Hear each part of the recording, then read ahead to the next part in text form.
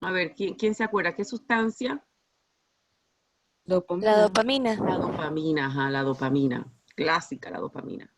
Si es de neurona a neurona, un espacio sináptico, ahí es un neurotransmisor, ¿verdad? Pero si lo libera, por ejemplo, el hipotálamo a los vasos portan y viaja por la sangre hasta la adenohipófisis, ahí es una hormona, ¿sí? La dopamina. Entonces es dependiendo de dónde se libere. Y ya saben que el sistema nervioso actúa bien rápido y sus efectos son más cortos, a corto plazo, y en cambio el sistema endocrino más lento, ¿verdad? Más lento. Aquí lo mismo.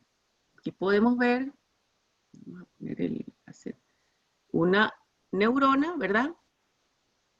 Cuando se es estimulada, ya ustedes saben que los potenciales de acción se conducen, ¿verdad? Y cuando llegan los potenciales de acción al final, ¿verdad? En las terminales sinápticas, ahí se da la liberación del neurotransmisor.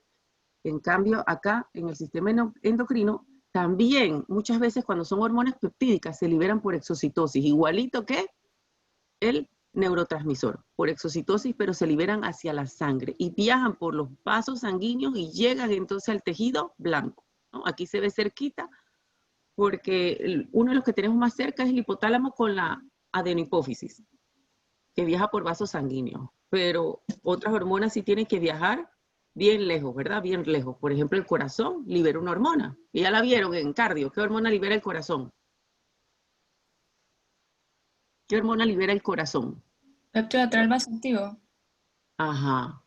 El péptido atrial natriurético, se llama péptido atrial natriurético o FAN, factor atrial natriurético, ¿verdad? Lo libera el corazón. ¿Y a dónde actúa? ¿Dónde actúa? Él disminuye la reabsorción de sodio a nivel renal. Ajá, uno de los tejidos blancos es el riñón, disminuyendo la reabsorción de sodio. Ese péptido natriurético lo vamos a ver, es el último capítulo, el último capítulo.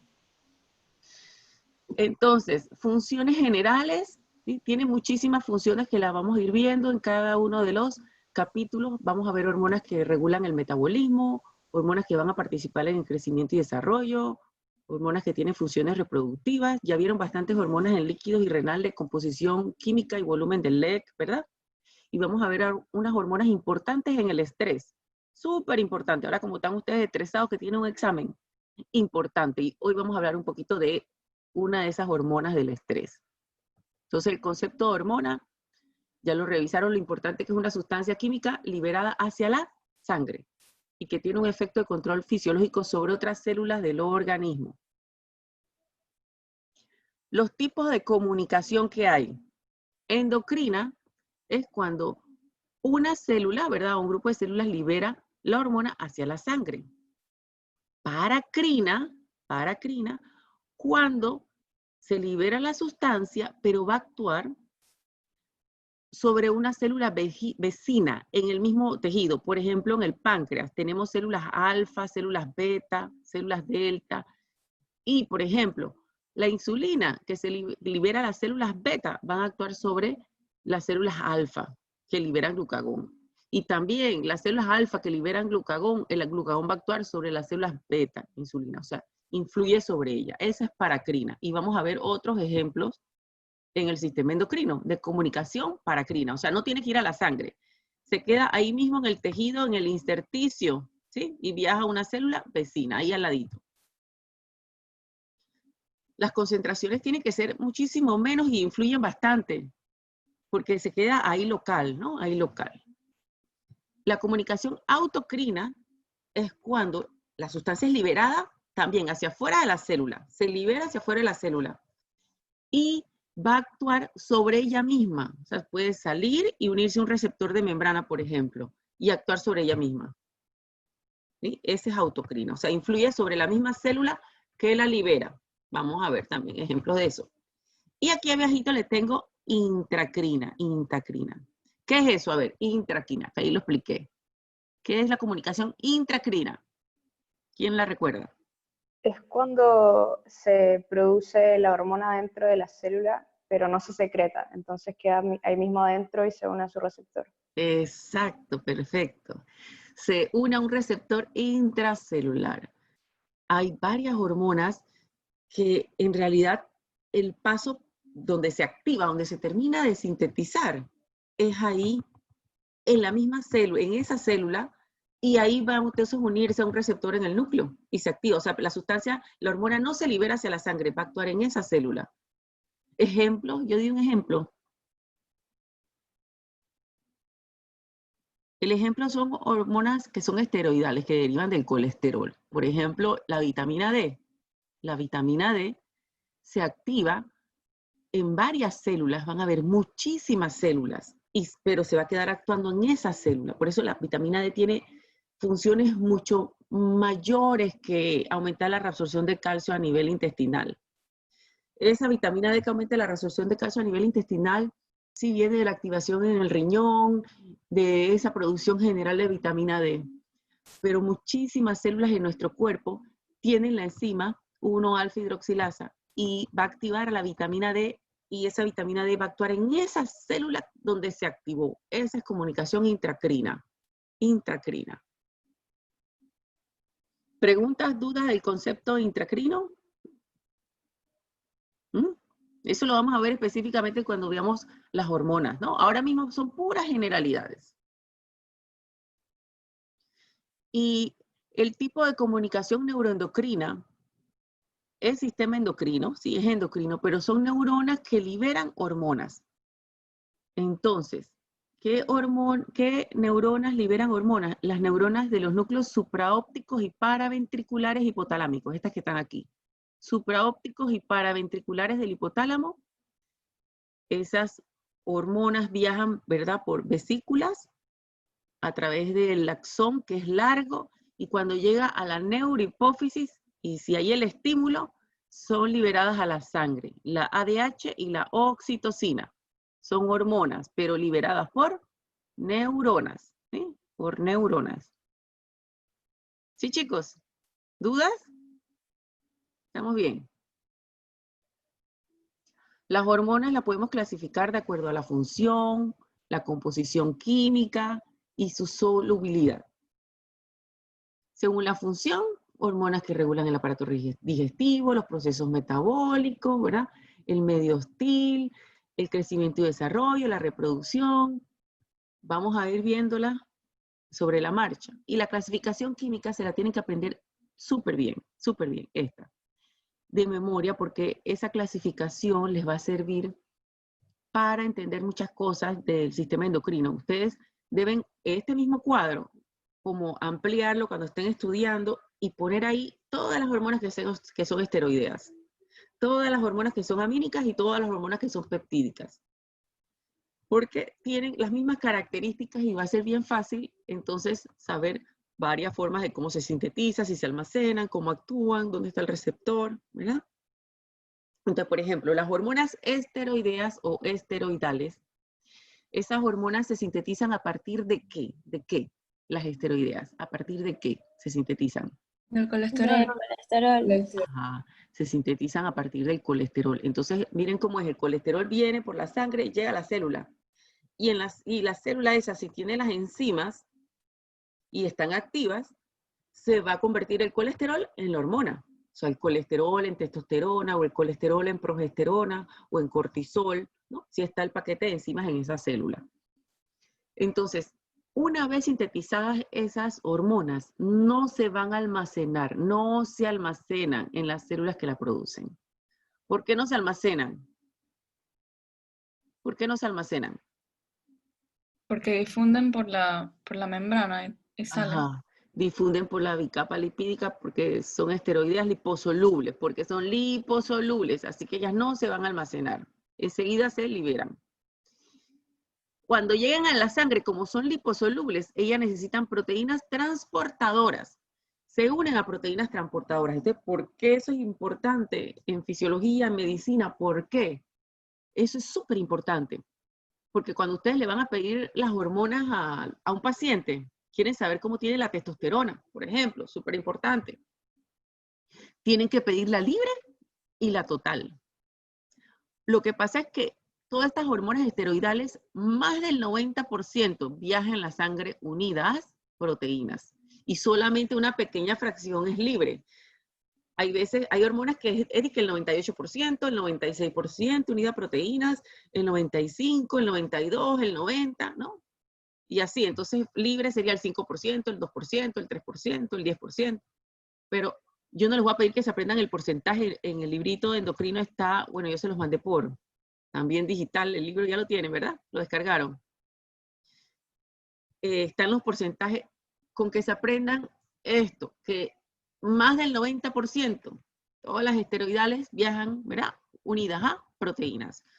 Menos del 10% es libre. ¿Y por qué es importante saber la fracción libre? A ver, ¿quién me dice? ¿Por qué es importante saber la fracción libre? ¿Por qué será importante? Porque esa es la que se regula. Ajá, esa es la que se regula. Esa es la que se regula y esa va a ser la que va a ejercer los efectos en los tejidos.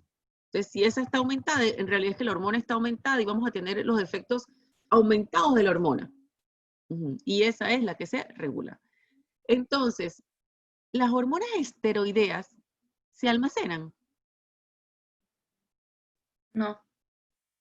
No se almacenan. No se almacenan en las células que la producen.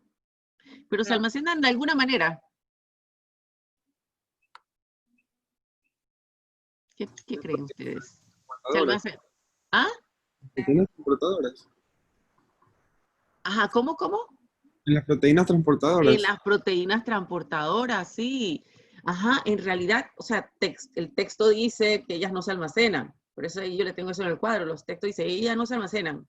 Pero en realidad, nosotros acá, o sea, sí sabemos, ¿verdad? Como médicos, ustedes futuros médicos, que esa hormona en realidad sí se almacena. Se está almacenando en la misma sangre. O sea, su almacenamiento es en la sangre. Es en la sangre. Porque ahí, al estar unidas las proteínas transportadoras, le aumenta la vida media. Le aumenta la vida media y entonces los niveles de estas hormonas esteroideas son estables en la sangre, bastante estables. Y es porque viajan en la sangre unidas a proteínas transportadoras. Y tienen una vida media entonces larga. ¿Sí? Sí, chicos. Entonces, vamos a ver las peptídicas, porque las amínicas tienen una combinación. Las peptídicas, ellas se sintetizan a partir de aminoácidos.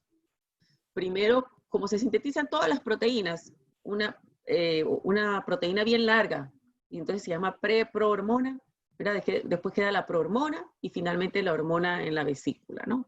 A veces con otros péptidos, ¿no? Quedan en la vesícula. Entonces queda almacenada en vesículas o gránulos, y cuando se liberan es por el mecanismo de exocitosis. O sea que ellas sí son almacenadas en las vesículas hasta que llegue el estímulo. Cuando se liberan, ellas viajan libre en la sangre porque son hidrosolubles, porque no necesitan proteínas que las transporten, porque ellas mismas son proteínas, ¿verdad? Y la vida media es corta, siempre es de minutos. Hay unas hormonas que tienen una vida media de 5 minutos, como la insulina, 6 minutos como glucagón, o sea, hay unas 10 minutos, 20 minutos, 45 minutos. Entonces son minutos, no tienen que aprenderse el tiempo. Todas las peptídicas tienen vida media de minutos. ¿Sí, chicos? Minutos.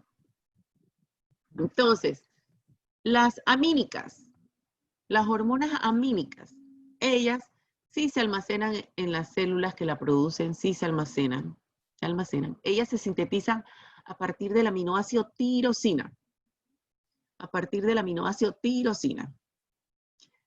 Los ejemplos de las hormonas amínicas son las hormonas tiroideas. Y vamos a revisar bien esa síntesis de las hormonas tiroideas, cómo se almacenan, todo. Y también las catecolaminas, ¿no? Las catecolaminas que ya las vieron en nervioso. Entonces, estas hormonas amínicas pueden ser liposolubles e hidrosolubles. Las liposolubles, ¿cuáles son? Las hormonas tiroideas. ¿Sí? Las hormonas tiroideas son las liposolubles. Y las hidrosolubles son las catecolaminas, ¿no? Las catecolaminas.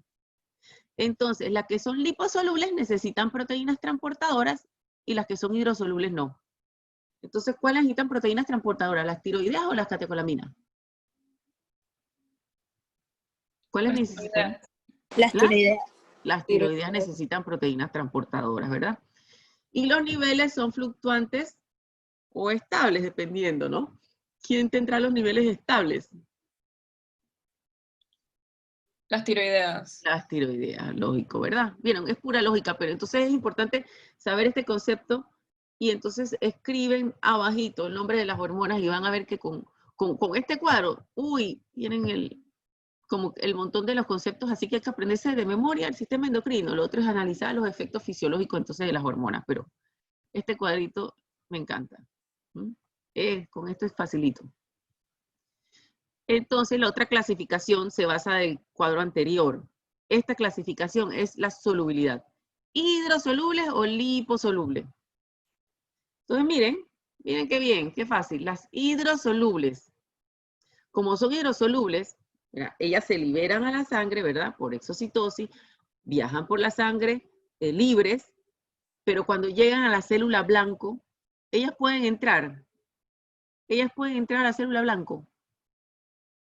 Las hidrosolubles No. no No. pueden entrar, ajá, porque no atraviesan la bicapa, así que no atraviesan la membrana celular. Entonces, ¿cómo van a estimular a la célula blanca uniéndose a dónde? A receptores Membrana. de membrana, se unen a receptores de membrana. Entonces van a activar segundos mensajeros. Ejemplos de estas hormonas. Entonces aquí, miren, todas las del hipotálamo. Entonces ya saben que todas las hormonas hipotalámicas van a actuar sobre receptores de membrana. Miren qué fácil. Todas las de la hipófisis, ya sea anterior o posterior, todas se unen a receptores de membrana. Todas son hidrosolubles. Las del páncreas, ahí le tengo ejemplo de insulina, pero todas las del páncreas. PTH, que es la paratormona. Y las catecolaminas, todas ellas receptores de membrana. Y las liposolubles, ellas cuando llegan a la célula blanca sí van a atravesar la membrana. Y ellas se van a unir a receptores nucleares. Receptores que se van a unir al ADN y van a estimular o a inhibir la transcripción de genes. Ahí yo le tengo el cuadro que favorece la transcripción, porque siempre se mencionan, son los genes que se favorecen, pero todas estimulan unos genes e inhiben otros, ¿sí? Como los contrarios. Entonces siempre estimulan e inhiben unos genes. Entonces en el caso de, por ejemplo, las tiroides, vamos a revisar algunos genes que se inhiben, pero generalmente siempre se menciona son los que se estimulan. Entonces, en cuanto a los receptores, si son nucleares o no son nucleares. En muchos libros, y incluso en el endocrino, en algunos capítulos, pueden leer que se menciona que el receptor, la hormona entra a la célula, se une un receptor en el citoplasma, y el complejo hormona-receptor viaja al núcleo, y entonces se une al ADN. ¿Sí? Y entonces, porque en el mismo ADN, ahí se une el receptor. Entonces, para ponernos de acuerdo, o sea, el receptor es nuclear, porque viajó al núcleo, ¿sí? Viajó al núcleo. No importa si la hormona se unió con él en el citoplasma o si se unió en el núcleo, ¿no? Entonces, para efectos prácticos, vamos a decir que el receptor es nuclear, ¿sí? Que el receptor es nuclear, y porque va a estimular la transcripción de genes y el receptor va a llegar al núcleo. Lo que pasa es que todos los receptores son proteínas, ¿no? Son proteínas y se sintetizan igual como las proteínas y viajan, comienza la transcripción en el núcleo y luego terminan de sintetizarse en el citoplasma y hay estímulos que hacen que el receptor vaya al núcleo y luego de nuevo hay receptores que se reciclan, o sea, que del núcleo de nuevo pasa al citoplasma y del citoplasma de nuevo entra al núcleo. ¿Sí? O hay Doctora, estímulos... Ajá. una pregunta. ¿Eso es como el receptor mineralocorticoide de aldosterona? Ajá, sí, sí. Y entonces ese receptor, hay veces hay estímulos que hacen que el receptor ese, que está en el citoplasma, entre al núcleo, ¿no? Y entonces, ¿pero dónde se va a unir ese receptor? En el ADN. Y la hormona se puede unir con él, ya sea en el citoplasma y entrar con él, o entra el receptor solito y se une al ADN y después entra la hormona y se une al receptor.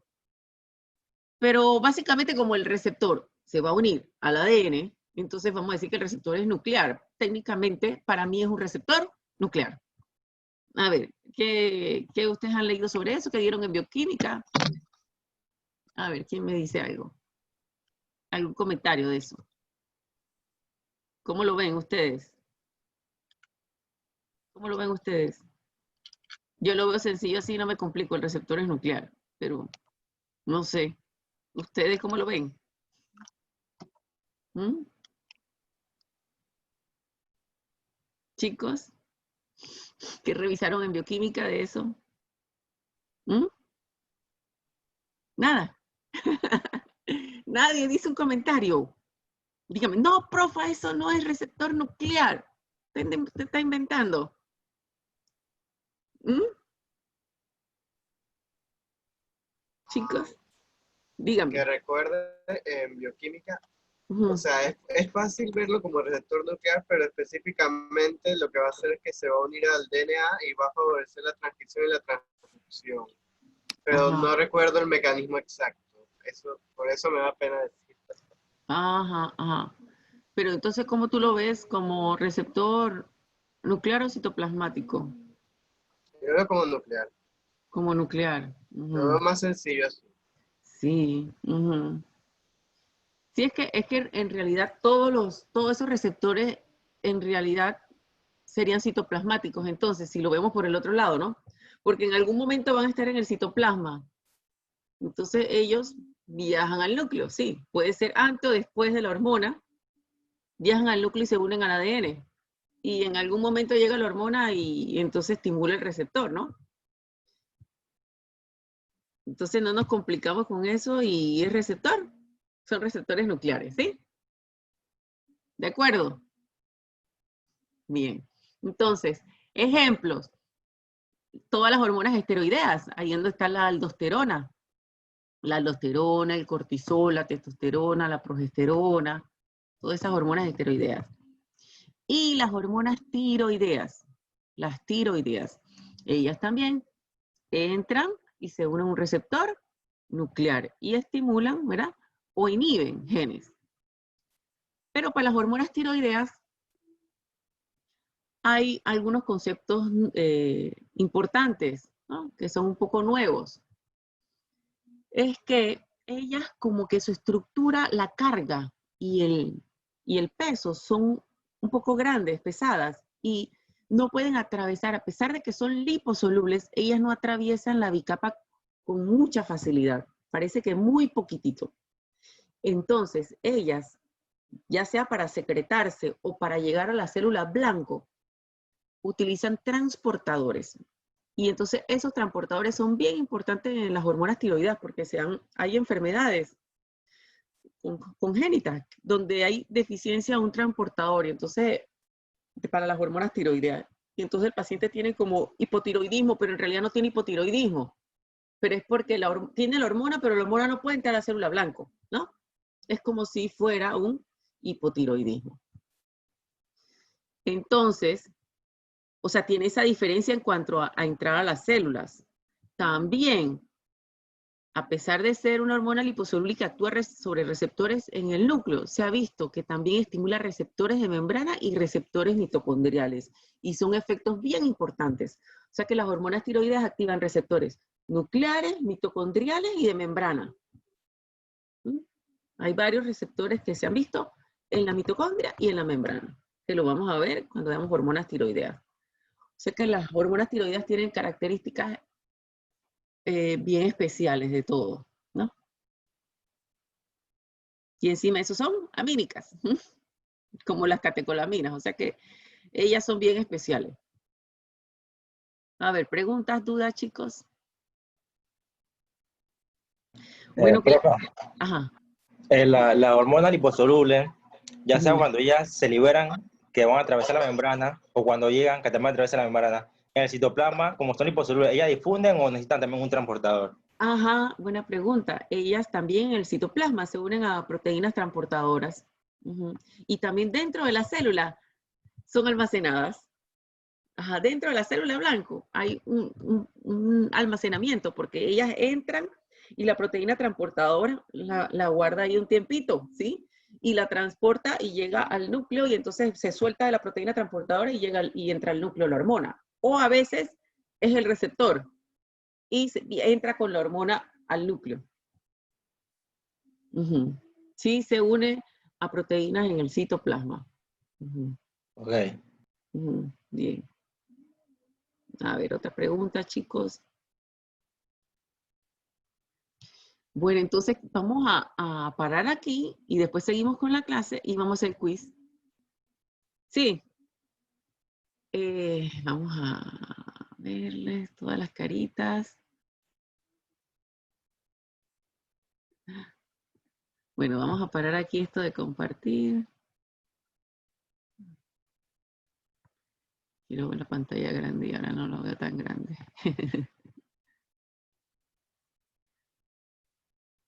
¿Cómo están, chicos? ¿Están despiertos? Sí. No se me durmieron. Aquí estamos, aquí Sí, estamos. profe. Bueno,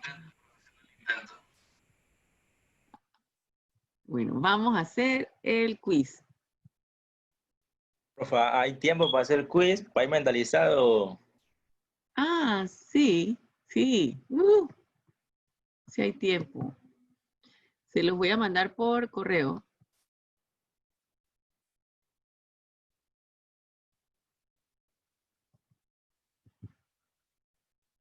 Ahí ya. Ya lo envié, chicos.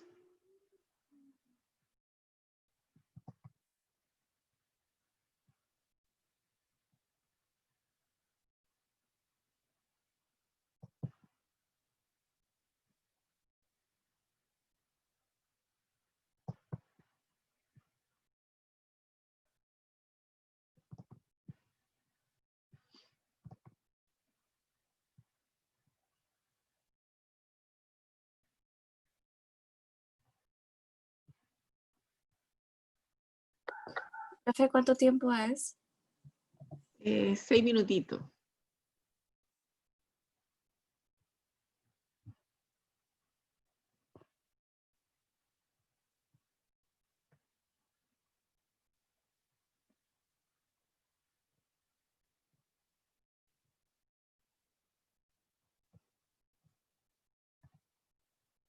Profesora, una pregunta. ¿Y si se me apaga la cámara en Zoom? Es que no se me carga mi correo en el celular y entonces voy a tener que cargarlo acá en el iPad.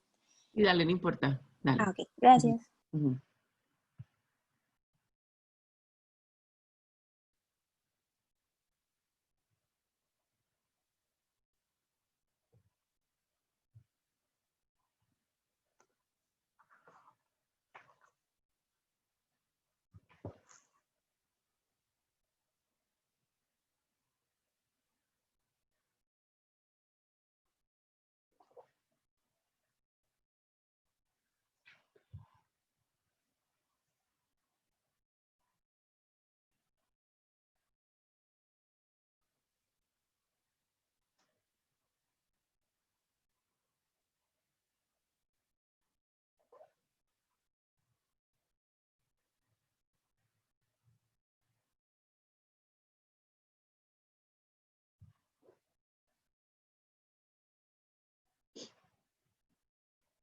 Profe, a mí no me ha llegado.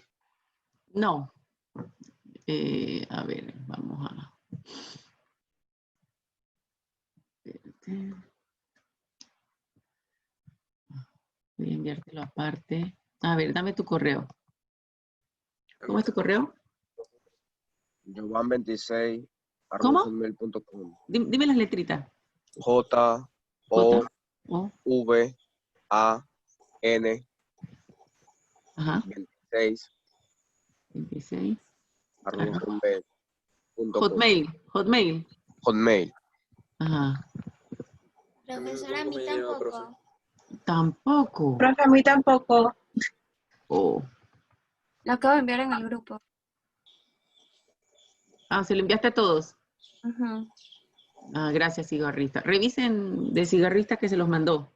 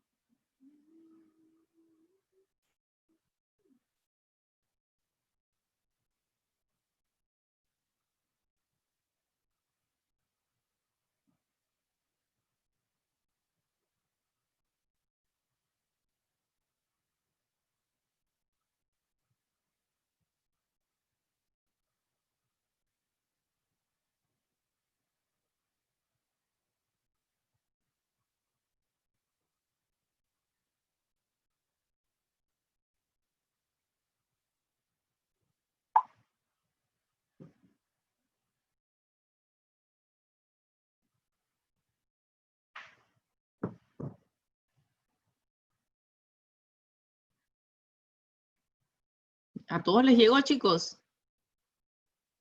Ahora sí. Ahora sí todos lo tienen, ¿verdad? Ahora sí, profe. Gracias.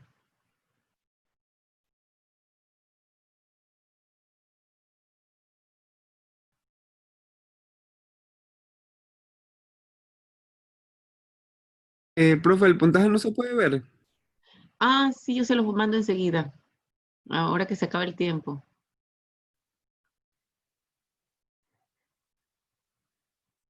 Profe, ¿y qué tiempo nos queda?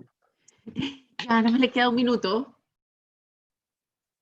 Un minuto, chicos. Todavía faltan un montón por recibir. Apúrense.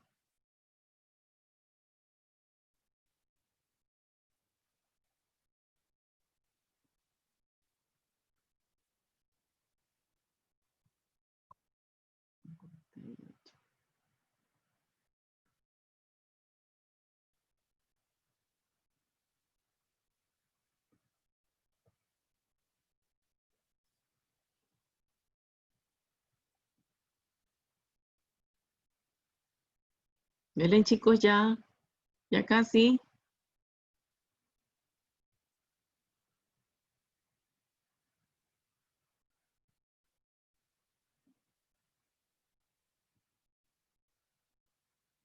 ¿Ya?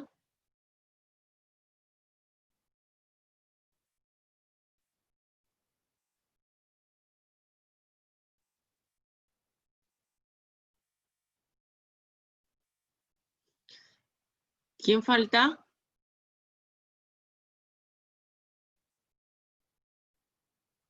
Ya, chicos.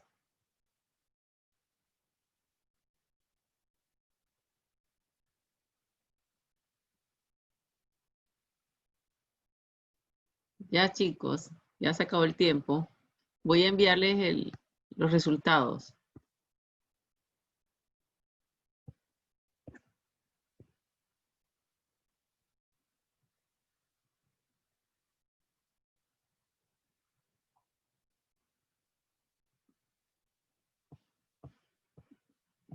¿Ya los recibieron?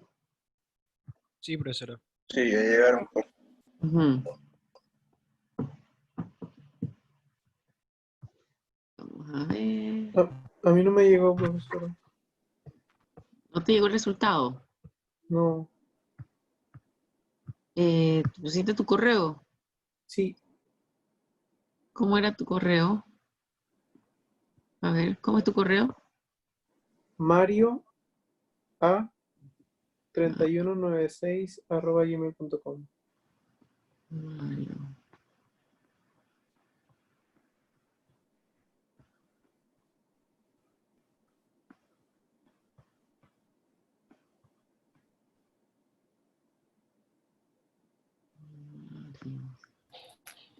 Profesora, a mí tampoco. Le paso mi correo. Sí, ¿cómo es el tuyo? Se va a deletrear SCATS0896@gmail.com. ¿Y cuándo lo enviaron? ¿Lo enviaron al final o...? No. No, yo tampoco lo envié con tiempito. Profe, a mí tampoco me llegó. Profe, a mí tampoco me llegó. A mí tampoco. Voy a darle de nuevo como enviar. Voy a darle de nuevo enviar. A ver. Profesora, a mí sí me llegó, pero no me sale la respuesta. Sale como que ya no puedo enviar. Ya, el profesora, formulario. ahora sí me llegó. Ahora sí me llegó. ¿Ahora sí? Sí, ahora sí me llegó. Sí, a mí. gracias. No, Sí, ya ahora sí. ¿Y a quién fue que no le llega como que no? Así No me te llegó. lo calificó. Ajá, no me califican. ¿No te lo calificó? Nada más me llegó el mensaje, pero cuando entro me sale que no puedo enviar más el formulario, una cosa así. Pero no sale la respuesta. Pero lo tienes calificado. No me sale eso. ¿Y tú le enviaste al final, después del tiempo? ¿O lo enviaste con tiempo? Ya salió. Ahora sí. Sí. Gracias. Profe, a mí todavía no me llega el correo. ¿Todavía? No. Y yo puse ahí a todos, pero... Publicar. Vamos de nuevo. Les va a llegar a todos varias veces. Recuerden que les va a llegar al correo que pusieron en el Google Form. Es el correo Ese es el que les va a llegar. con el que lo hicieron. Si lo hicieron con el celular, es el correo que tengan en el celular, ¿no? Ujú. Sí, exacto. Cambien a su correo que dieron, porque yo sé que varios tienen varios correos. Sí, sí, como yo, un montón de correos. Entonces, a veces uno no sabe en cuál llenó la cosa. Que hay veces que se pone automático uno.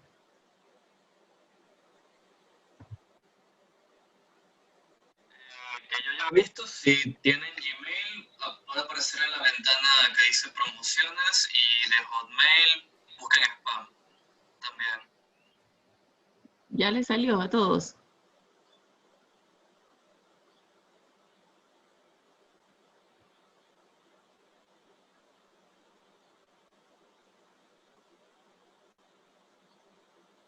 ¿Quién no lo ha recibido? Calificado. No ha llegado, profesora. No. No ha llegado. ¿Cómo es tu nombre? María Guevara. Guevara.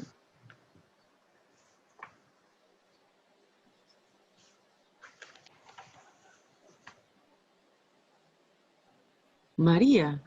Sí.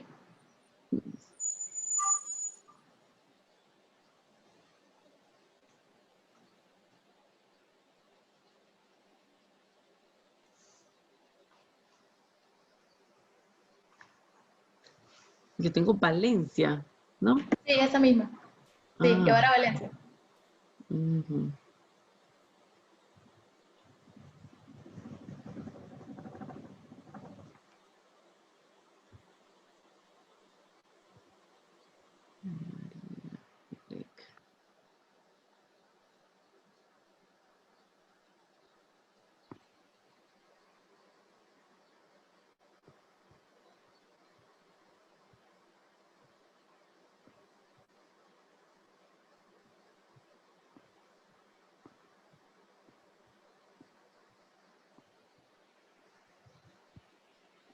Profe, creo Ajá. que no me llega porque a lo mejor escribí mal el correo.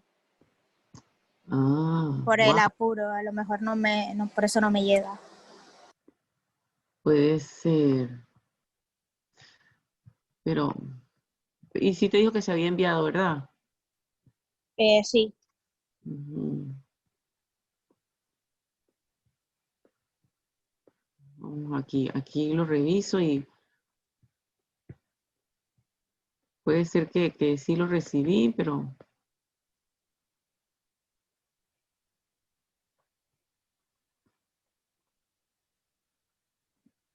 el correo es María Lec, Valencia, ¿así? Sí, pero ese no fue el que puse porque no me lo envía ya. Me lo envía a otro correo. Ah, ¿y cuál pusiste? M Alejandra Guevara V M, 14@gmail.com. M Alejandra.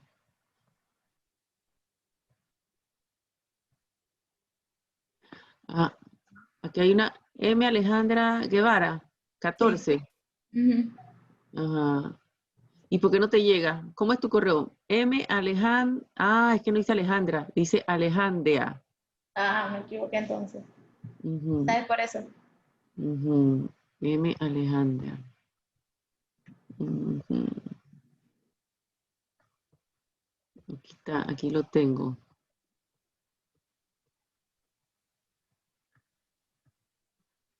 ¿Cómo te lo mando ahora? ¿Mm? Ah, te lo voy a... No puedo checar esto.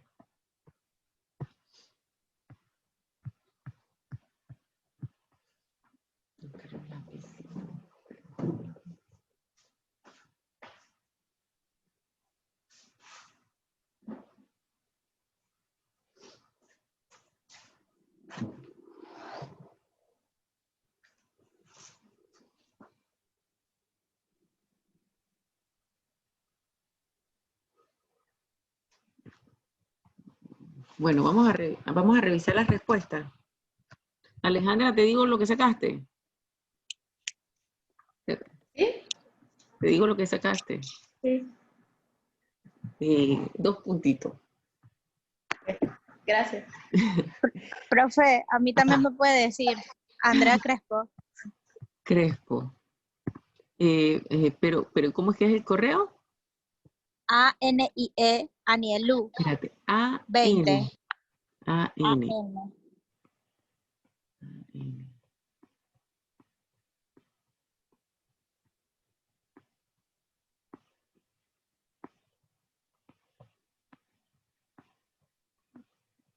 Ajá. A-N-I-E, Lu. Ajá. Anielú 20. Sí. Ujú. Sacaste 5. Gracias. Entonces, algunos correos no van a coincidir con los correos aquí de ustedes. Pero después les preguntaré para pasar esa nota. Bueno, vamos a ver la respuestita. Una de las preguntas. De las hormonas peptídicas, ¿es cierto que?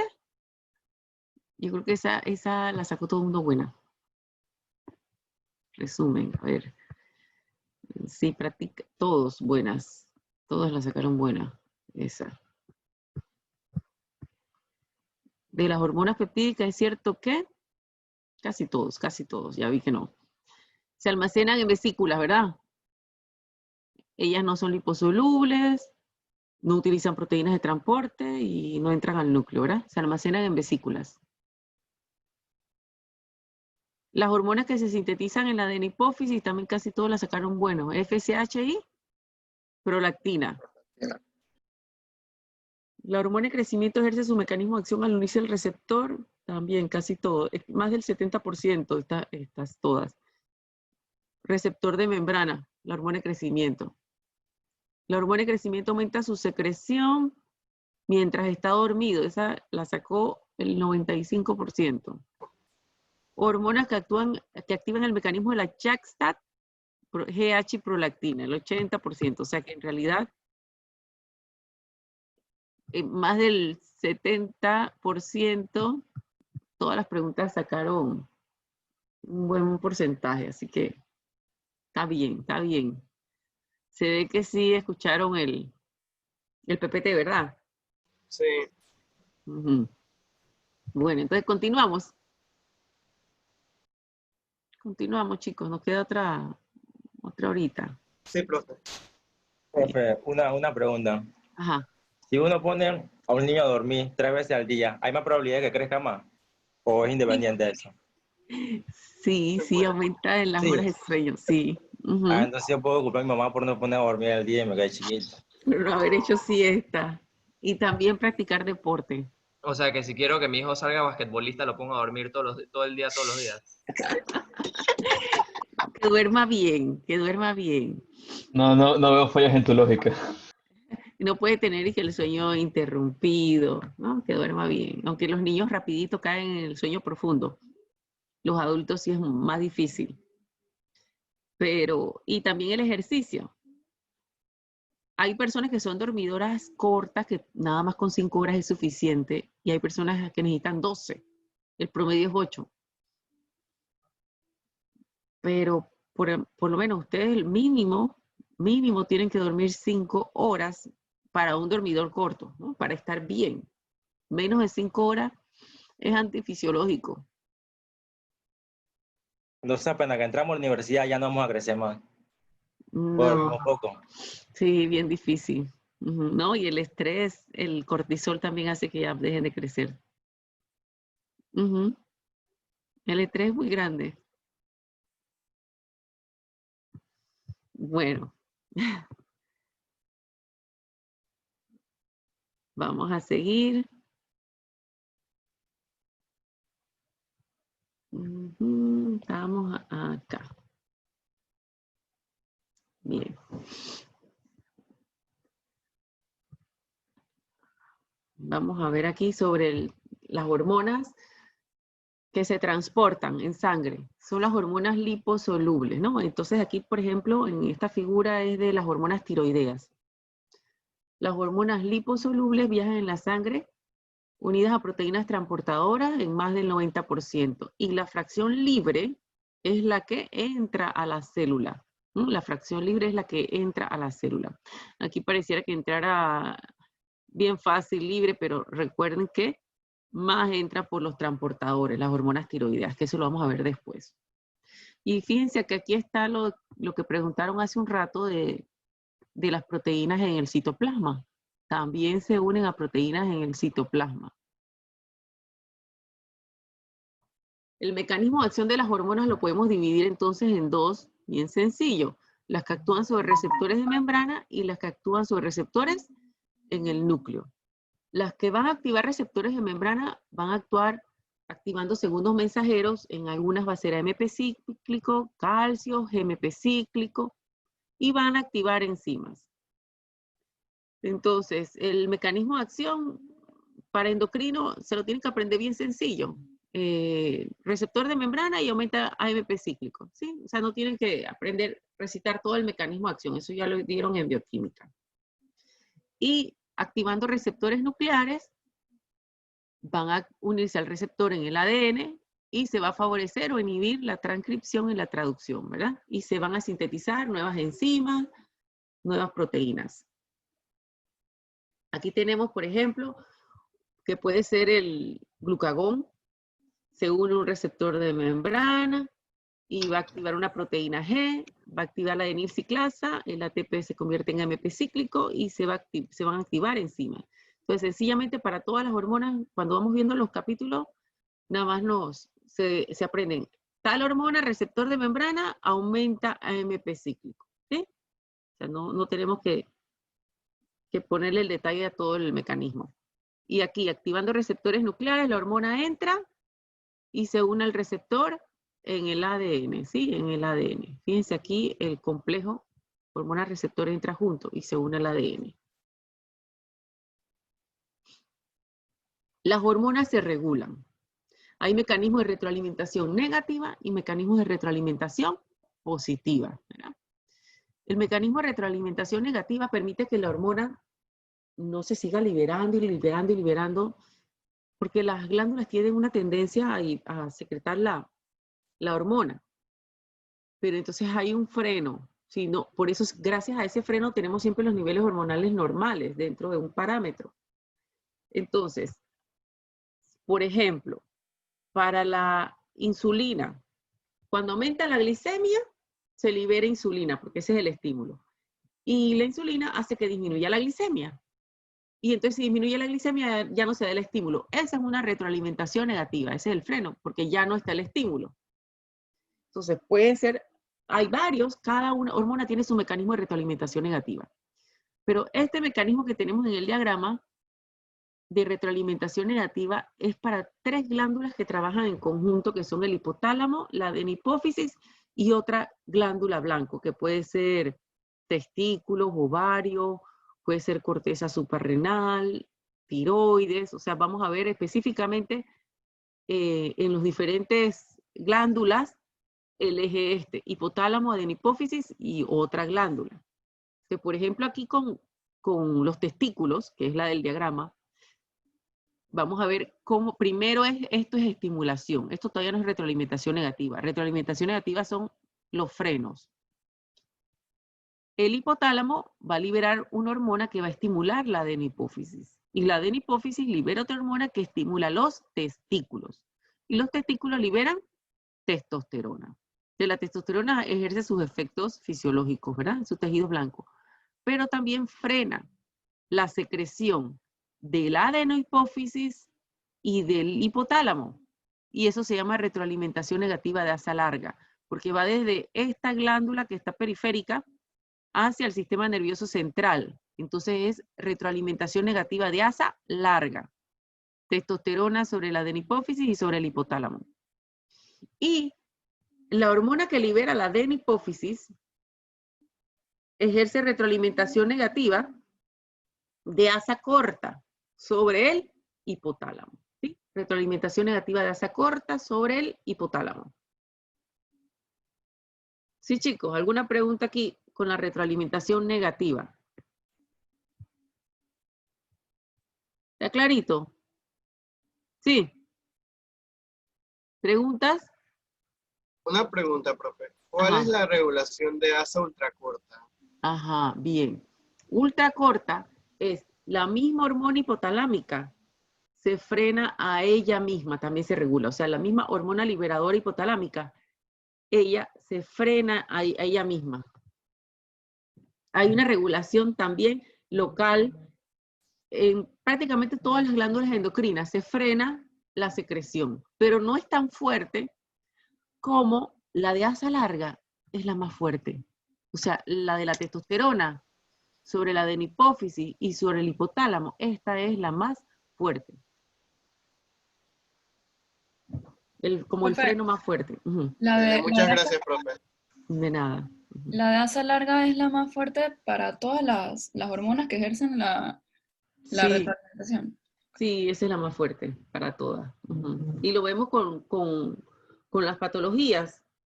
Cuando hay la alteración, que en realidad esa es la que está ejerciendo el mayor freno, ¿no?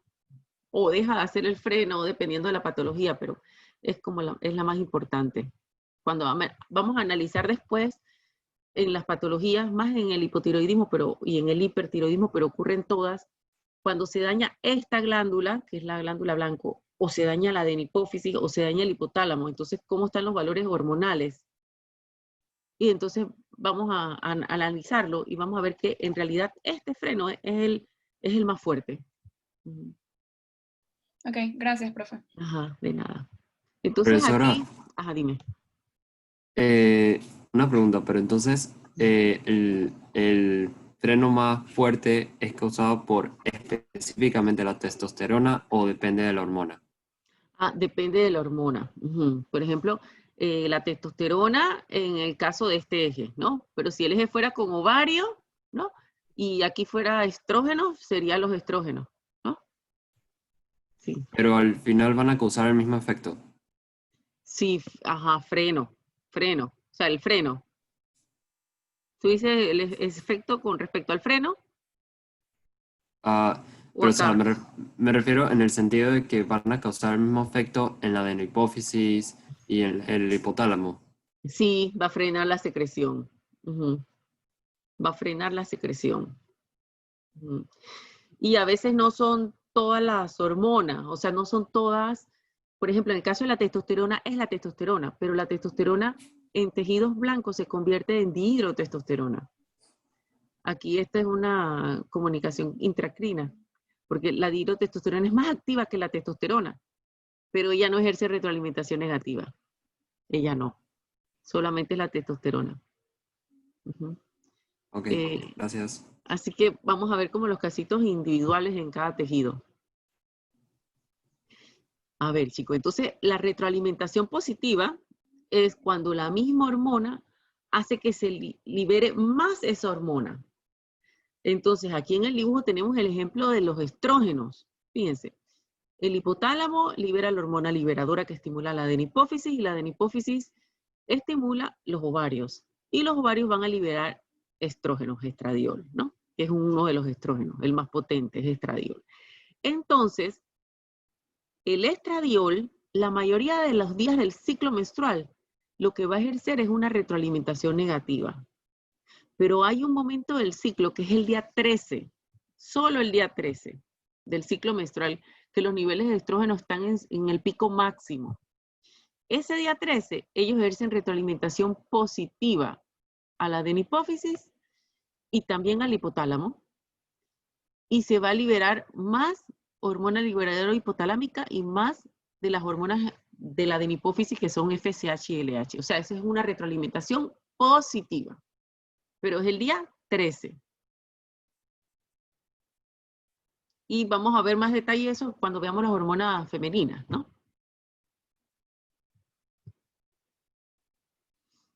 Entonces, las hormonas tienen también patrones de secreción.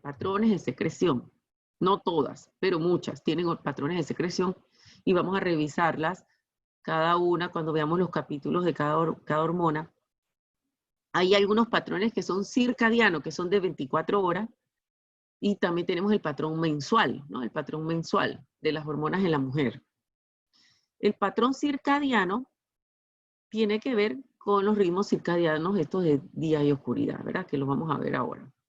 Entonces, fíjense aquí, esto que está oscuro es durante el sueño, ¿eh? Durante el sueño y oscuridad, sueño y oscuridad.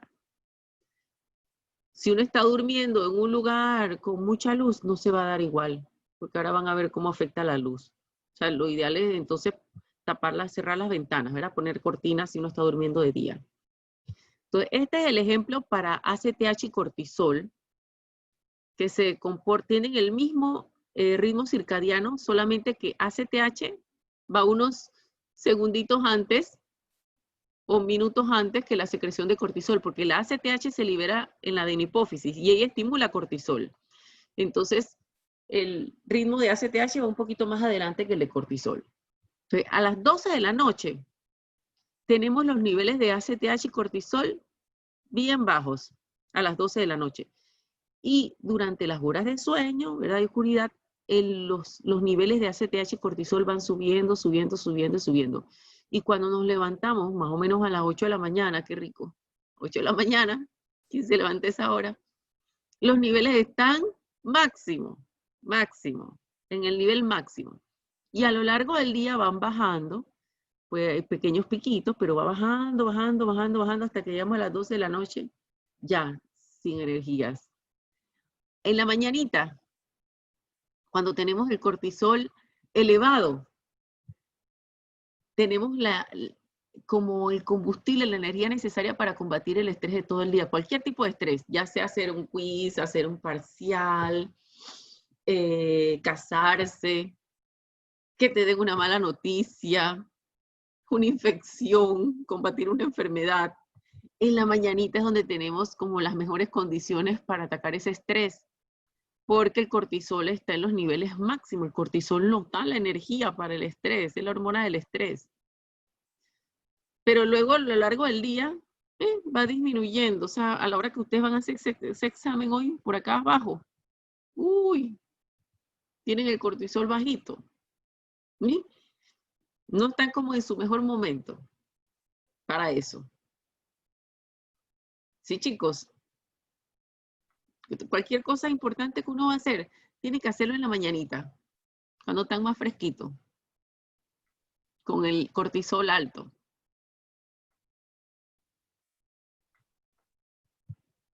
A ver, preguntas, dudas. Si no duerme lo suficiente, ¿qué va a pasar? ¿Mm? ¿Qué va a pasar? Menos cortisol y no podemos afrontarnos bien al estrés. Ajá, no se va a levantar, no se va a levantar suficiente. Entonces, si no durmieron lo suficiente hoy, el cortisol no llegó a su pico y se levantaron mal, sin el cortisol elevado. Entonces empiezan todo el día mal, con el cortisol bajo. ¿Sí, chicos? Profesora, ¿y qué sucede en el caso de las personas que duermen bastante? Pero, o sea, es que más de 8 horas me refiero. Ajá, no es que se les va a elevar, porque hay un mecanismo de retroalimentación negativa y el cortisol inhibe a la ACTH de una manera bastante rápida, y entonces no es que se va a elevar por arriba de lo normal, no, se va a regular y va a tener, aunque duerma de más, va a alcanzar un nivel óptimo de cortisol, el adecuado. No porque duerme más, se va a elevar más, no. Se regula bien. Fantástico. Fantástico. El problema son los que duermen menos, que no van a alcanzar el nivel. Y no solamente es el cortisol, ya van a ver cuando veamos la testosterona. Y eso les afecta muchísimo a los varones, ¿no? También la testosterona tiene ese ritmo circadiano. Gracias. Profesor, una preguntita. Entonces el cortisol es como, eso te ayuda ante el estrés. Es que yo no sé por qué yo lo veía como que al tú tener estrés, liberas cortisol y eso es malo. Ajá, es que el estímulo, otro estímulo para liberar cortisol es el estrés. El estrés, o sea, uno se estresa, por ejemplo, te da una infección, se libera cortisol. Y el cortisol es bueno, te da la energía para que puedas combatir la infección. Sí. Te da, por ejemplo, te dan una mala noticia. Enseguida se va a liberar cortisol. Y el cortisol te va a dar la energía para soportar esa mala noticia. O sea, no es que el cortisol sea malo. El problema es cuando tienes un problema muy grande. Por ejemplo, te van a botar del trabajo, ¿no? Es un estrés bien común, ¿no? O te quedas sin trabajo ahora en la pandemia. 0 salario, ¿verdad? Entonces, el estrés es tan crónico, ya 2, 3 meses con ese estrés horrible, entonces el cortisol pierde el ritmo circadiano porque va a estar aumentado, pero crónicamente alto. Y entonces ahí donde vemos los efectos malos del cortisol, pero no son los fisiológicos, efectos por el aumento del cortisol crónico. Y entonces esos efectos sí son malos. Profesor, una pregunta. Ajá. Dime. El cortisol se activa al mismo tiempo que la adrenalina en situaciones de peligro. La adrenalina es más rápido, pero igual se libera el cortisol también, ¿sí? Sí, el cortisol también. Pero la adrenalina se libera mucho más rápido, porque el simpático actúa súper rápido. Pero disminuye más rápido también la adrenalina. Gracias. Puede llegar más rápido a lo normal, pero de nuevo se aumenta si el estrés sigue crónico y el cortisol sí se mantiene más tiempo aumentado. Y entonces, cuando el problema es que el cortisol ha aumentado mucho tiempo, los efectos son, hasta disminuye la masa cerebral, inhibe el sistema inmune, disminuye la masa cerebral. En inmunología, el semestre pasado nos dijeron que esa era como la inmunodeficiencia más común. Ajá, el cortisol. Sí. Inhibe el sistema inmune, pero el cortisol lo que hace normalmente es que nos regula el sistema inmune y hace que nuestras respuestas no sean exageradas.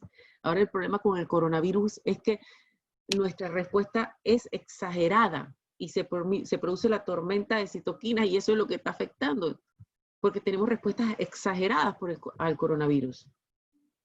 Y por eso se necesitan los corticoides de tratamiento. Profesora, una pregunta. Ajá. Que los niveles de cortisol estén más elevados en la mañana, ¿es la razón por la que las pruebas de laboratorio se hacen todas en la mañana, cuando es pruebas de cortisol?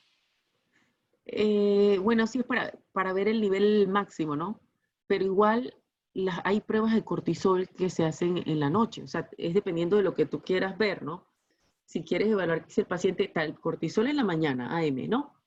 Y también está el cortisol AM antes y después de una inhibición nocturna. O sea, el paciente toma a las 11 de la noche dexametasona para inhibir el cortisol y en la mañana se lo mides para ver si hubo la inhibición, ¿no? Okay. También está el cortisol que se mide en la noche, en la tarde o en la noche. Está ahí que a las 3 p.m., porque a veces los laboratorios cierran y bueno, hay para medirlo a las 3 p.m. o para medirlo a las 11 de la noche. Donde tiene que estar bajo, tiene que estar bajo. O sea que es dependiendo de en qué momento lo quieras medir y para hacer los diagnósticos de Cushing hay que medirlo a veces a todas las horas. Y también el cortisol en orina de 24 horas. Wow. Ese es mejor porque te dice en realidad cuánto libraste de cortisol en todo el día. El de la orina en 24 horas. Profe, una pregunta. Si el cortisol regula el sistema inmune, ¿por qué afecta cuando es exagerado? ¿Y por qué si cuando es exagerado se necesita agregar como uno parecido con el corticoide, pues que es el fármaco? Ajá, no, lo que pasa es que el cortisol lo que hace es que modula, hace que las respuestas no sean exageradas. Entonces, si un paciente, por ejemplo, los pacientes asmáticos, tienen una respuesta exagerada, ¿no? Una inflamación exagerada. Entonces, el cortisol también tiene efecto antiinflamatorio y te suprime esa respuesta, pero por eso en medicamentos no puedes dar tampoco exagerado porque entonces suprimes todo el sistema inmune y entonces le da una infección bacteriana, ¿no? el medicamento es para disminuir esa respuesta exagerada. Pero el cortisol normal, en condiciones, o sea, nosotros, si no tenemos ninguna infección, no tenemos estrés, tenemos nuestro cortisol normal, nuestro cortisol está haciendo su función, modulando el sistema inmune. Y otra hormona que hace eso también, que es súper importante, es la vitamina D. Muy parecido al cortisol, modula el sistema inmune. Y ahora muchísimas de las enfermedades se están asociando a déficit de vitamina D. Y esa pérdida de modulación del sistema inmune por la vitamina D, muy parecido al cortisol. Y se ha visto cómo esas enfermedades mejoran cuando se le da vitamina D. Por ejemplo, eso es lupus, artritis, las enfermedades inflamatorias intestinales. Dime. Profe, entonces el corticoide regula el cortisol. No. Ajá. El corticoide es como si fuera cortisol, ¿no? Entonces, si una persona tiene una infección y una respuesta exagerada o una artritis, una inflamación exagerada, se le da el corticoide, es para que cumpla la función del cortisol, porque el cortisol del paciente no es suficiente. Es para que supla la función del cortisol. Pero a la vez, al darle ese medicamento, también le estás inhibiendo su propio ciclo circadiano, porque la dexametasona que le estás dando está inhibiendo la síntesis del propio cortisol al paciente. Lo estás inhibiendo. Ok, gracias, profe. Bien, nada. Entonces, nosotros tenemos un reloj. Tenemos un reloj fisiológico que están en los núcleos supraquiasmáticos del hipotálamo. Ahí, en el núcleo supraquiasmático del hipotálamo tenemos nuestro reloj que va a recibir información, por ejemplo, del ciclo sueño-vigilia, ¿no? Es importante. Si estamos dormidos, despiertos, esa información le llega al núcleo supraquiasmático del hipotálamo, pero también recibe información de la retina, de la información luz-oscuridad, por el haz retina hipotalámico y también por el haz de los cuerpos que vienen de los cuerpos geniculados, ¿verdad? Entonces, esa información llega al núcleo supraquiasmático y va a coordinar, entonces, por ejemplo, el sistema endocrino. Todos estos ciclos circadianos, los que vamos a revisar, que tienen ciclos de 24 horas, son regulados por esto, por esta luz, oscuridad, la información que viene de los ojos. Por eso sí, debemos por lo menos taparnos los ojos si estamos durmiendo de día, ¿no? Si no hay cortinas, aunque sea taparnos los ojos con algo. Y recibe otra información, por ejemplo, de la glándula pineal, y esto va también a regular también nuestro metabolismo, nuestra conducta. O sea, muy importante esto de nuestro reloj biológico, ¿no? Muy importante. Otra hormona que tiene un ritmo circadiano o diario es la hormona de crecimiento. Pero no es igualito al del cortisol, pero también aumenta durante las horas de sueño. En el día tenemos unos niveles basales de hormona de crecimiento. Podemos tener picos o aumentos si el niño hace siesta, sí, si se duerme, o también si se hace ejercicio, podemos tener picos. Pero entonces, ¿qué pasa en la noche? Los niveles aumentan, pero comenzando el sueño profundo, los niveles se elevan, y ya en la mañana, cuando nos levantamos, los niveles están mínimos. O sea, en la mañana ya los niveles son mínimos, y así se mantienen durante el día, a menos que se haga ejercicio. O sea, pero este también es un patrón circadiano. O sea, aumenta durante las horas de sueño, durante las horas de sueño. Y tenemos hormonas que tienen patrón mensual. Esto es en la mujer. El hombre tiene las mismas hormonas, LH, FSH, estrógeno, progesterona. El hombre tiene todo esto, pero no tiene este patrón. Fíjense, LH y FSH tienen un pico de su secreción el día 14, ¿no? Los otros días del ciclo están en unos niveles disminuidos, ¿verdad? Bien basales. Pero el día 14 tenemos pico de LH y de FSH. El de LH es mayor que el de FSH. Y los estrógenos, fíjense cómo están disminuidos al principio. El primer día es el primer día de la menstruación, cómo después van aumentando, aumentando, aumentando, y el día 13 están en el pico máximo. El día 13. Luego disminuyen y vuelven a aumentar en la parte media de la fase lútea.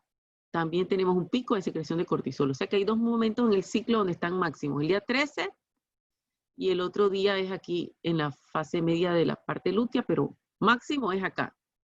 Este es el mayor, ¿no? El día 13. Y la progesterona, aquí está disminuida y después en la parte lútea tenemos los niveles máximos de progesterona, ¿no? Entonces, para todas las hormonas vamos a revisar hipersecreciones e hiposecreciones. Entonces, es bien sencillo los diagnósticos porque vamos a ver cuando un paciente tiene, por ejemplo, vamos a ver el ejemplo de hipertiroidismo. Es fácil reconocerlo porque tiene todo lo que hace la hormona tiroidea lo tiene exagerado. Entonces, el paciente hipertiroideo va a tener, por ejemplo, taquicardia. Porque las hormonas tiroideas tienen un efecto indirecto, ¿no? Aumentando la frecuencia cardíaca, que lo vamos a revisar. Entonces le puede aumentar la presión sistólica, aumenta la presión sistólica. El paciente, las hormonas tiroideas también tienen un efecto estimulando el sistema nervioso. Entonces los pacientes hipertiroideos van a estar como hiperactivos, nerviosos, ansiosos. Y pueden tener hasta un temblor fino. Las hormonas tiroideas estimulan el peristaltismo intestinal, entonces los pacientes hipertiroideos van a tener diarreas, ¿no? Entonces todos esos efectos de las hormonas tiroideas se van a ver exagerados, también van a tener calor, porque las hormonas tiroideas aumentan la producción de calor corporal, entonces van a tener mucho calor, intolerancia al calor. En cambio, si la paciente tiene hipotiroidismo, la paciente va a estar así toda como perezosa, con sueño, va a tener bradicardia, la presión sistólica baja y va a tener mucho frío, intolerancia al frío. Entonces, lo primero que hay que hacer es medirle las hormonas tiroideas, ¿no? Medirle las hormonas tiroideas. Entonces, si es hipotiroidismo, ver entonces qué lo está produciendo, ¿no? ¿Qué lo está produciendo? Eso, básicamente. Entonces, vamos ahora a ver el segundo capítulo, que es de las hormonas de la adenipófisis. Las hormonas de la adenipófisis las vamos a ver junto con las hormonas del hipotálamo liberadoras, porque recuerden que el hipotálamo libera hormonas liberadoras que van a estimular la adenipófisis.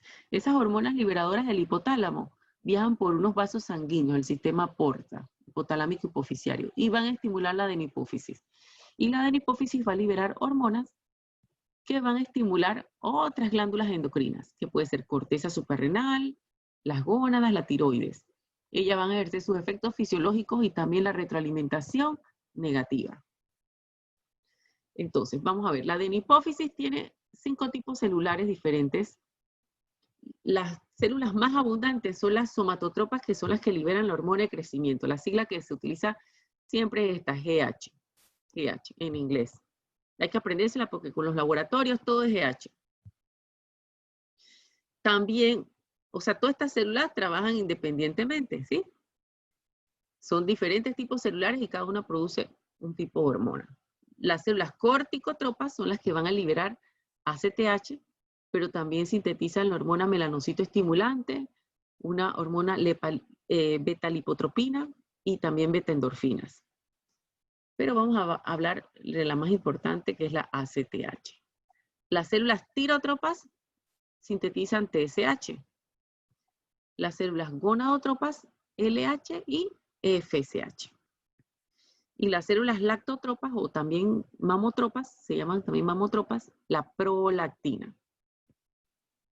Entonces, cuando hay tumores hipersecretores de algún tipo celular, y se hace la tinción, hay unas células que son acidófilas y unas que son basófilas.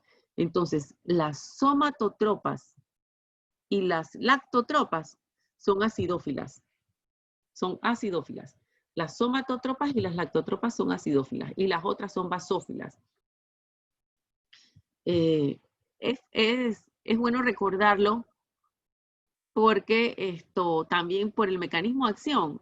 Recuérdense que la hormona de crecimiento y la prolactina activan el mecanismo de la Schack. Entonces, o sea, tienen cosas parecidas, ¿no? Cosas parecidas y que uno va recordando. Entonces, cuando se saca un tumor y es acidófilo, de células acidófilas, puede ser de hormona de crecimiento o de prolactina, ¿no? Entonces, aquí tenemos el sistema porta, estos vasitos sanguíneos. Las hormonas del hipotálamo, las liberadoras o también hay inhibidoras, ellas viajan por el axón y aquí a nivel de la eminencia media son liberadas hacia la sangre. Y viajan entonces por el sistema porta y llegan a la adenipófisis, ¿no? A estimular o a inhibir. Este es lo mismo. Aquí, este cuadrito, aquí está, se ve un poco enredadito, pero me gusta. Ese se los hice en Word. Aquí está todo resumido, las hormonas liberadoras. El hipotálamo, todo esto sería la adenipófisis. Y aquí está la tiroides, corteza suprarrenal y las gónadas, ¿verdad? Entonces, aquí se fue. Fíjense aquí, el hipotálamo libera la hormona liberadora de la tirotropina. Y entonces esa hormona liberadora va a estimular las células tirotropas y ellas entonces van a liberar TSH, que va a estimular en la tiroides la síntesis, ¿verdad? La liberación de T3 y T4. ¿Lo ven, chicos? ¿Sí? El hipotálamo va a liberar CRH y la CRH estimula la adenipófisis y las células corticotropas. Ellas liberan ACTH, que estimula en la corteza la liberación de cortisol. Y aquí el hipotálamo libera la hormona liberadora de gonadotropinas, que estimula las células gonadotropas. Van a liberar el LH y FSH, que estimula las gónadas. Ellas liberan estrógeno, testosterona, progesterona. Entonces aquí está resumido la regulación.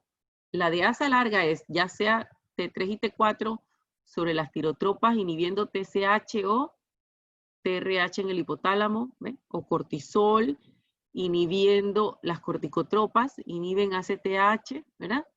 O inhibiendo en el hipotálamo la CRH. Y aquí está la de asa corta. Por ejemplo, aquí FSH y LH inhibiendo el hipotálamo. O ACTH inhibiendo el hipotálamo. O TSH inhibiendo el hipotálamo. A ver, ¿dudas con este dibujo? Doctora, una pregunta.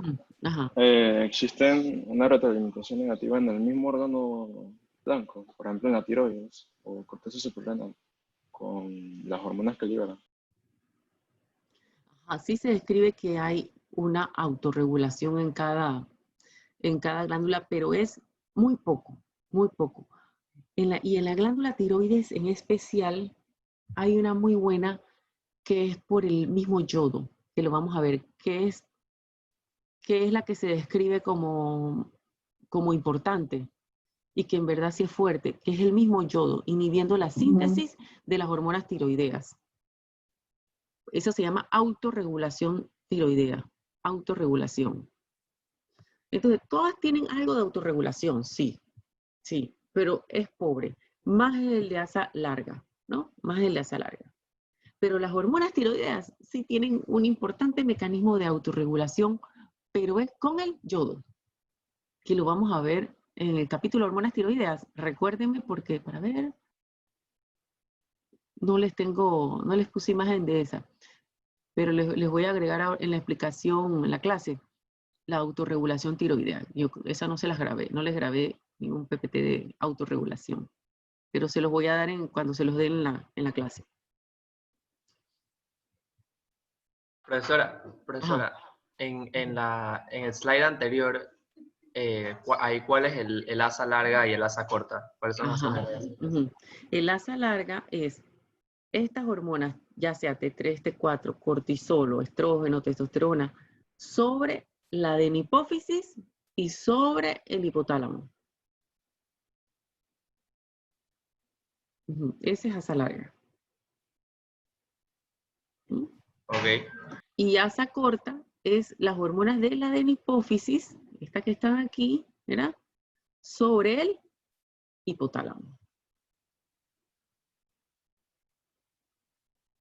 Gracias, profesora. Perfecto.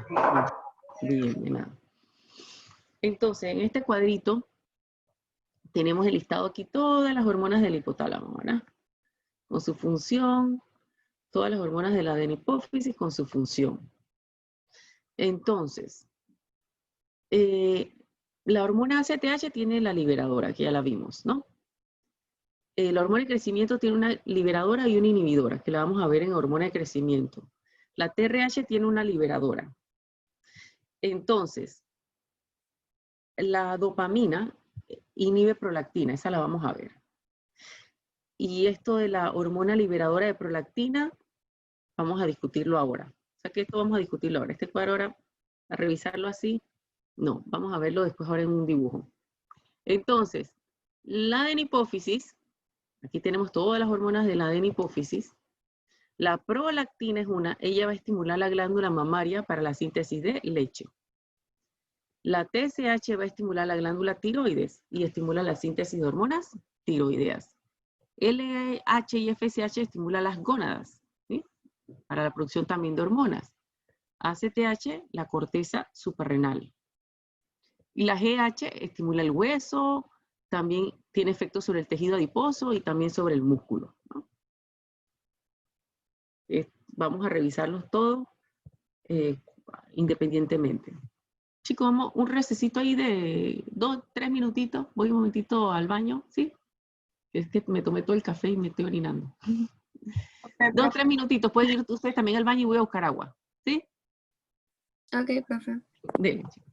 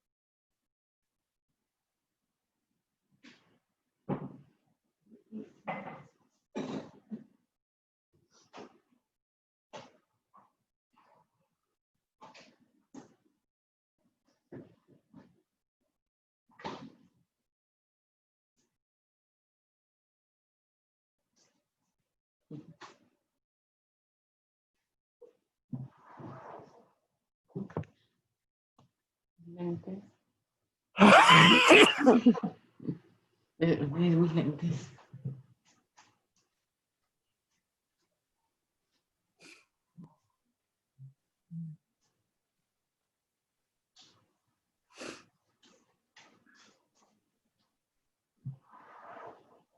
Hola, chicos.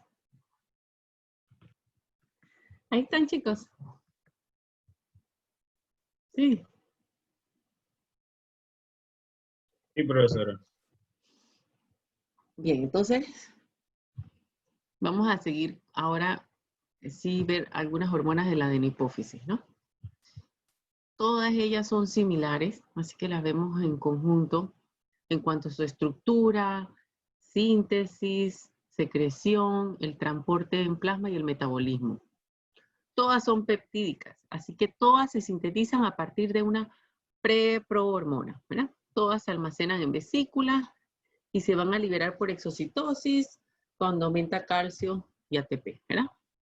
Y se transportan libres en la sangre y el metabolismo hepático y tienen una vida media de minutos, así que todas igualito.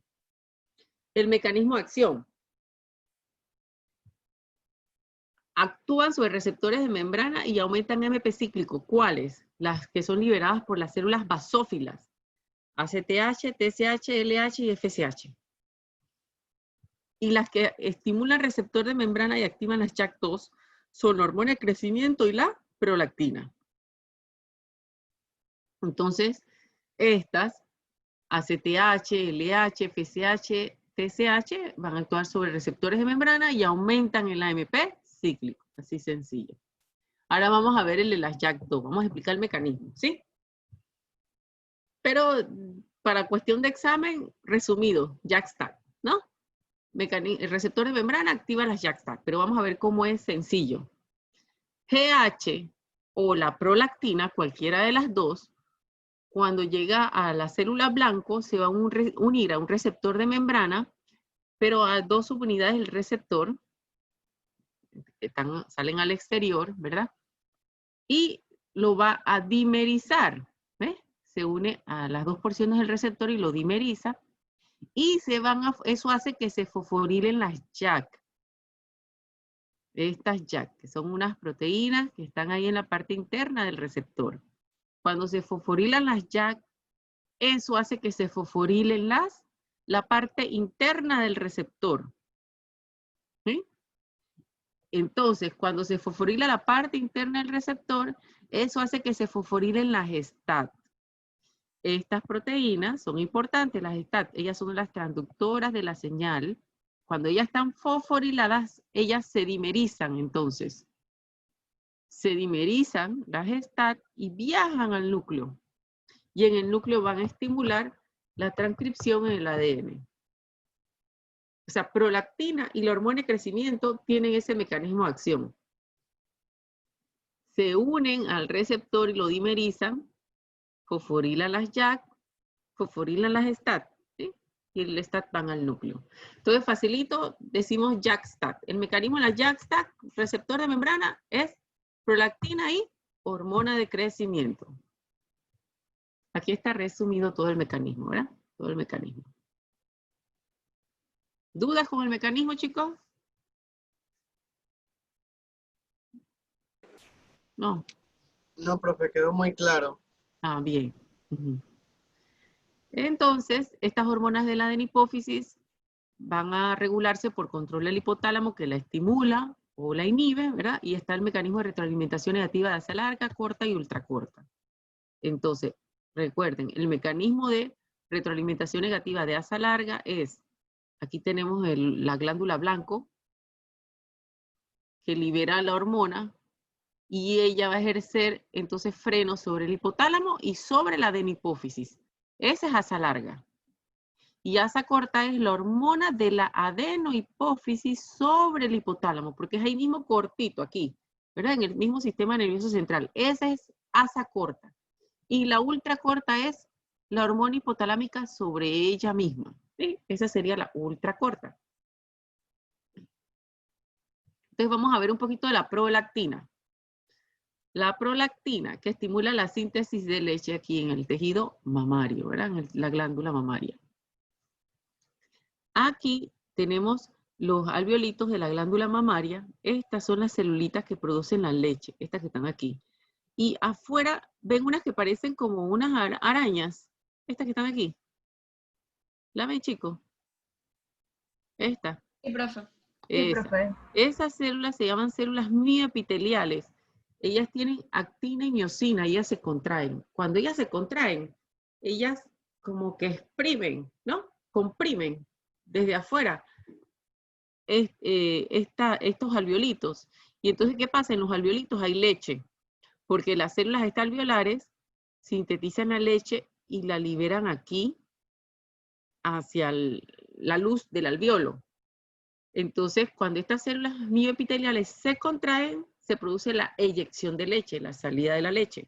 Entonces, la prolactina lo que hace es que estimula la síntesis de leche y que la leche se secrete aquí, a la luz del alveolito.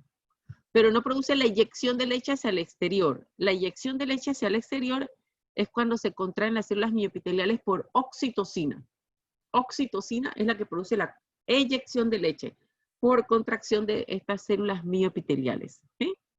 Entonces, prolactina, síntesis de leche, que se secrete aquí a la luz del alveolo. Y oxitocina es la eyección hacia afuera de la leche. ¿Clarito? Entonces, en este dibujo sale la prolactina uniéndose al receptor de membrana, es más sencillo. Pero acuérdense que el receptor se dimeriza, pero aquí no está dibujado, ¿no? Activa las JAK, STAT, ¿verdad? Van al ADN y estimula ¿qué?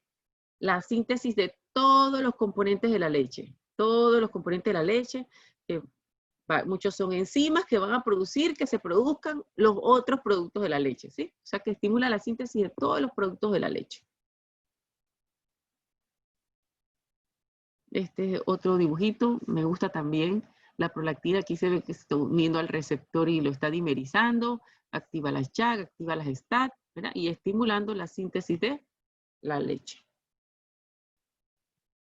Entonces, este es importante. La regulación de la prolactina, Normalmente, ¿cómo tenemos nosotros la prolactina? La tenemos en niveles basales. No me quiero pasar de la hora de ustedes. Ya nos queda poquito tiempo. Pero este es bien importante. Miren, normalmente nosotros tenemos la prolactina en niveles basales, la tenemos inhibida. Inhibida en unos niveles basales. Es una inhibición lo que se llama tónica. ¿Por qué? Nuestro hipotálamo libera dopamina, ¿verdad? Que actúa sobre receptores D2, activando proteínas G inhibidora, ¿verdad? Inhibiendo en la adenohipófisis la síntesis de prolactina. Entonces, normalmente por eso tenemos muy poca prolactina porque ella constantemente está inhibida. Entonces, no estamos produciendo leche, ¿verdad? Bien. Entonces, ¿qué pasa cuando es que aumenta prolactina? La prolactina se nos eleva muchísimo en el embarazo. En el embarazo, la prolactina está aumentada por los estrógenos. Los estrógenos están aumentados. Ellos aumentan la síntesis de prolactina. Están aumentados. ¿Cuándo más aumentan? Por el reflejo neuroendocrino de la succión. La succión del bebé hace que se inhiba la liberación de dopamina y eso hace que se deje de inhibir prolactina y entonces se estimula prolactina. Entonces, la succión, eso lo vamos a revisar ahora, este reflejo. Y hay otros factores que estimulan o que inhiben prolactina, como el sueño. En el sueño está estimulada, ¿sí? Cuando la persona está dormida se libera prolactina, el estrés, el coito, la serotonina, oxitocina, DH, BIP, TRH también. O sea, tenemos varios estímulos y varias inhibiciones de prolactina. Entonces, antes se decía que la TRH, porque la TRH sí estimula, ¿verdad? Tenemos como los factores que estimulan. La TRH era la hormona liberadora de prolactina. Y fíjense que en este libro la ponen como si fuera la hormona liberadora, ¿verdad? Que era la hormona liberadora de prolactina, y todavía algunos le pueden llamar así. Pero fisiológicamente ella no es la hormona liberadora de prolactina. No es. Ella es una hormona que la puede estimular, ¿sí? Que la puede estimular. En condiciones fisiológicas, la TRH no tiene importancia. Y la TRH fisiológicamente es la hormona liberadora de TSH, ¿sí? De TSH, y la TSH estimula las tiroides, ¿sí? Esta TRH fisiológicamente no es la hormona liberadora de prolactina, no. La prolactina no tiene hormona liberadora. Lo que tiene es una hormona inhibidora que es dopamina. Pero ¿qué pasa? En condiciones patológicas, ¿cómo así? Cuando la TRH está aumentada patológicamente. Cuando la TRH está aumentada, ella aumenta prolactina. Cuando está aumentada patológicamente. Y cuando está aumentada patológicamente, por ejemplo, en el hipotiroidismo. Un hipotiroidismo primario, vamos a adelantar eso ya. Hipotiroidismo primario es cuando la glándula tiroides no sintetiza hormonas tiroideas. No hay T3 ni T4, puede ser porque le falta yodo, ¿no? O algún problema en la glándula. Entonces, T3 y T4 está disminuida. Entonces, si está disminuida T3 y T4, no va a haber retroalimentación negativa. Entonces, ¿cómo va a estar TSH y TRH? ¿Cómo va a estar? Aumentada. Ajá, va a estar aumentada. Entonces, TRH aumentada por arriba de lo normal. Entonces, eso es lo que va a estimular prolactina. Entonces, ahí la prolactina va a estar aumentada por arriba de lo normal. Y eso es por un hipotiroidismo. Esa es una de las causas más frecuentes de aumento de prolactina. No que un tumor, sino un hipotiroidismo es más frecuente. Entonces, se trata del hipotiroidismo. El paciente se le da hormonas tiroideas y ya se le normaliza la prolactina. ¿Dudas, preguntas sobre esto? Aquí vamos a ver entonces el dibujito del reflejo de la succión.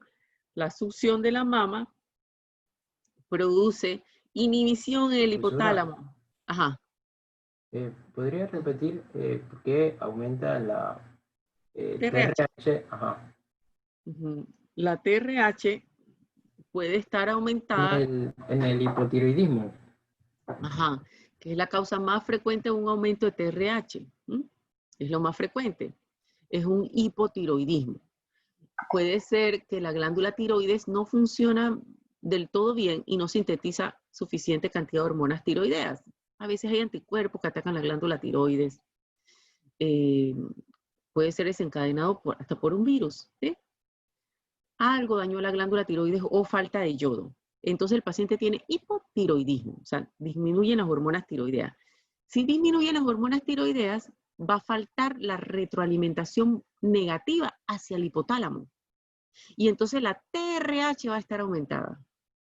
Entonces, ese exceso de TRH, más de lo normal, sí me va a estimular la adenipófisis y voy a tener un exceso de prolactina, hiperprolactinemia. Sí, ahora sí. Muchas gracias. Bien, de nada. Entonces, el reflejo de la succión, al succionar la mama, se va a inhibir la liberación de dopamina.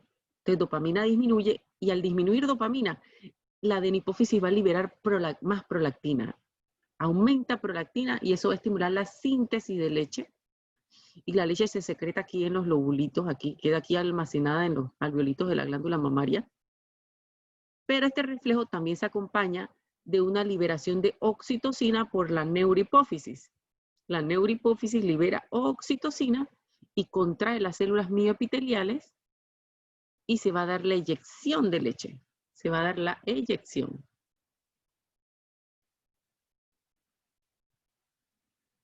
Entonces, la prolactina, tenemos varios picos que se dan al día, 13 a 14 picos que se dan al día, y tiene un patrón circadiano. Tiene un patrón circadiano. Los niveles se van a aumentar durante el sueño profundo, ¿sí? Y así como la hormona de crecimiento.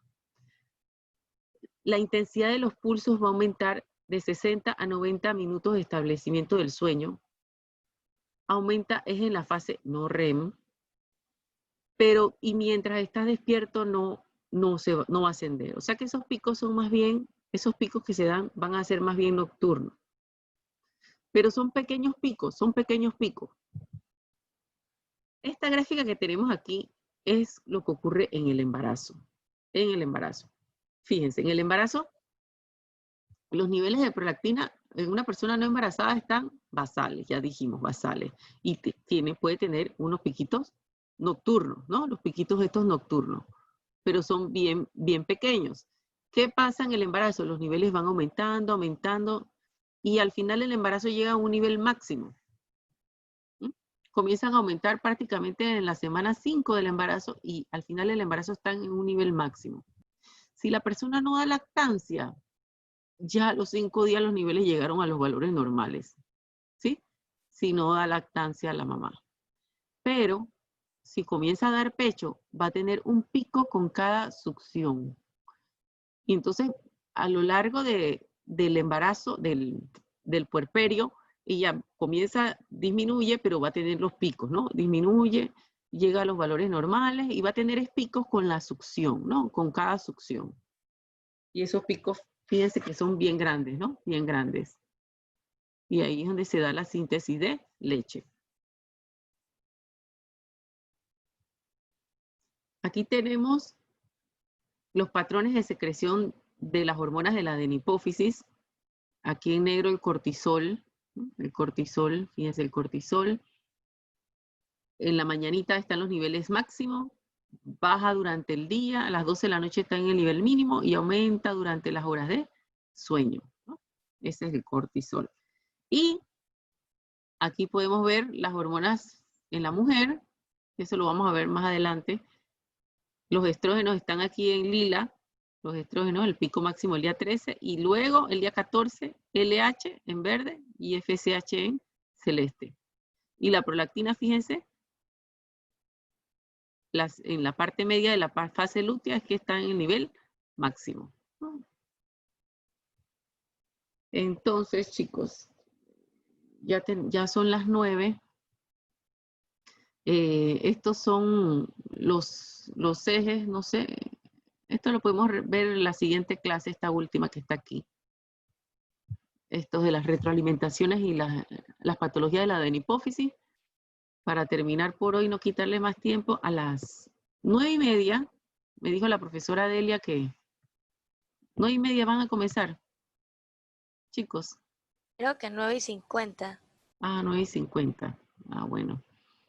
Eso les va a tomar, a lo mejor como hasta la 1, ¿verdad? Como hasta la 1 puede ser. Y después ya no tienen más clases para estudiar para el examen. Por ahora no. Tiene para. No sabemos. Sí, tenemos parasitología.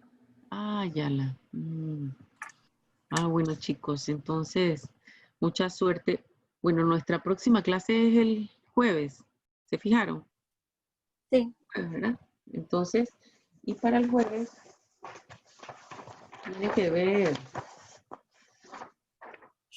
tiene que ver capítulo 3, 4 y 5.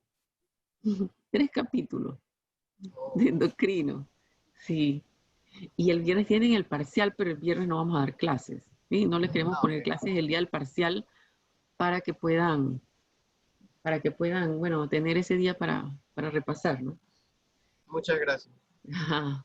Pero el jueves sí tenemos clase y tienen que escuchar los PPTs. ¿Sí? Es que solamente con escucharlos ya usted tiene una idea y es más fácil seguir la clase. Y vamos a tener un quiz de eso, del PPT 3, 4 y 5. Es igualito, facilito como el delante, pero si no la escuchan, les sale mal. Vieron que hay notas bajitas en este quiz. Yo creo que no escucharon la segunda. A lo mejor escucharon nada más el primero y no escucharon el segundo capítulo. Y la mayoría era del segundo capítulo, ¿verdad? Sí, yo creo. Sí, creo que fue eso. Bueno, ahora el quiz es cortito, pero tiene preguntas del capítulo 3, del capítulo 4 y del capítulo 5. O sea, tienen que escuchar